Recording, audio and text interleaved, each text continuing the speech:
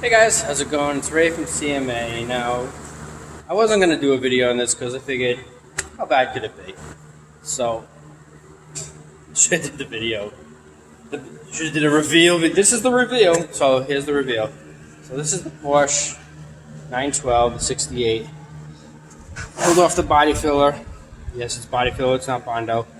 And again, somebody brazed on with brass. Somebody Frankensteined this rear quarter.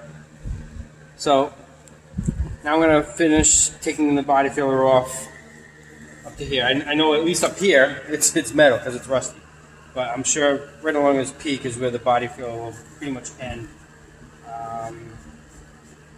Pretty much, I think probably right around here. We'll see how good I am. So I just wanted to give you, another video. Oh, surprise! Guess what? More than you thought. Typically is. But I did know that there was body filler in here, so I mean, I'm not all surprised. This Frankenstein here is that is the surprise, but not at all shocked. Alright guys, so that's my quick video for this morning. I'm digging into the Porsche now, and